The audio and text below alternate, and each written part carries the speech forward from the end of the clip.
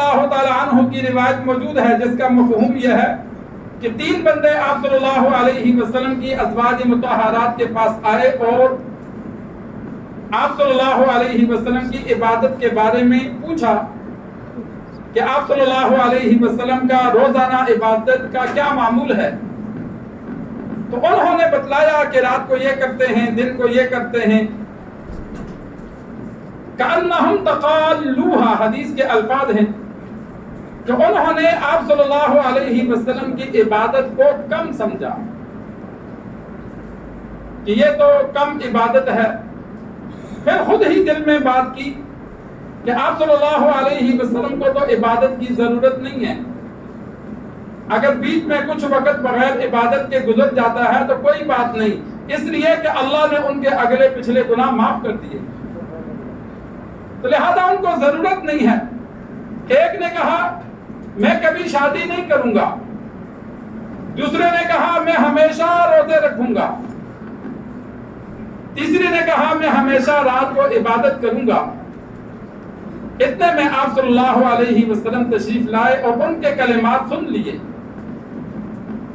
آپ صلی اللہ علیہ وسلم نے فرمایا تم لوگوں نے ایسے ایسے کہا، میں تم سے زیادہ اللہ سے ڈرنے والا ہوں اور تم سے زیادہ ثواب کی امید رکھنے والا ہوں. مجھے بھی ثواب کی ضرورت ہے، لیکن میں روزے رکھتا بھی ہوں، نہیں بھی رکھتا. نفلی روزے مراد ہیں، فرض نہیں. ہم تو فرض سمجھتے ہیں نا کہ کبھی دل چاہا تو رکھ لیا، رمضان کا نہ چاہا تو نہیں. یہ نفلی روزہ مراد ہے کہ نفلی روزے آپ صلی اللہ علیہ وسلم کبھی رکھتے جاتے تھے، کبھی کچھ دن نہیں رکھتے تھے، کبھی ایک دن رکھتے تھے، ایک دن نہیں رکھتے تھے. تو فرمایا میں روزے رکھتا بھی ہوں، نہیں بھی رکھتا. میں رات کو عبادت کرتا ہوں اور نہیں بھی کرتا. پوری رات مراد ہے، ورنہ تہجد آپ صلی اللہ علیہ وسلم پر فرض تھی. 1-2 دن کے علاوہ پوری زندگی ناغا نہیں ہوا. سفر میں 1-2 مرتبہ رات کو سو گئے تھے، جس کی وجہ سے تہجد کا ذکر حدیث میں نہیں ہے کہ تہجد پڑی تھی یا نہیں. فجر بھی قضا ہو گئی تھی، سو گئے، صبح سورج نکلا تو اٹھے. لیکن وہ کبھی کبھار سفر میں ایسا ہوا.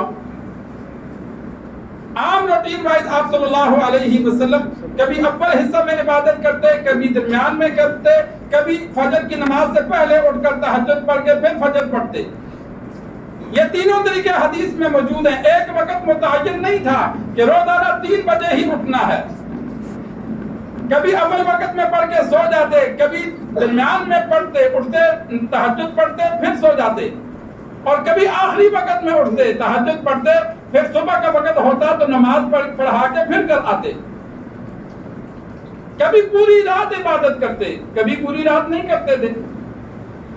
تو آپ صلی اللہ علیہ وسلم نے صحابہ کو فرمایا تیسری بات کہ میں نے شادیاں بھی کی.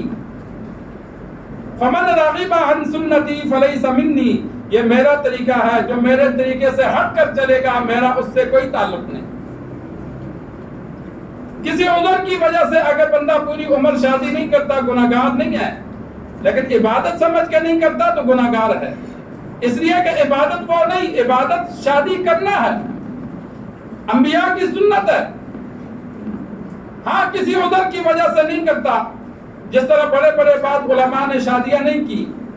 امام نووی رحمہ اللہ، امام ابن تیمیہ رحمہ اللہ، بڑے بڑے علماء نے شادی صرف اس وجہ سے نہیں کی کہ ہم جو دین کے کام میں مصروف ہیں، اگر شادی کریں گے تو بیوی بچوں کے خرچے کی وجہ سے یہ دین کا کام ہم نہیں کر سکیں گے. ظاہر بات ہے اس کے لیے محنت مزدوری کرنی پڑے گی. تو انہوں نے پھر اس وجہ سے شادی نہیں کی کہ وہ دن رات دین کا کام کرتے تھے. تو یہ بعض کاموں کی وجہ سے، کسی عذر کی وجہ سے اگر کوئی بندہ نہیں کر سکتا تو الگ بات ہے، لیکن اگر عبادت سمجھ کر نہیں کرے گا تو وہ گناہگار ہے.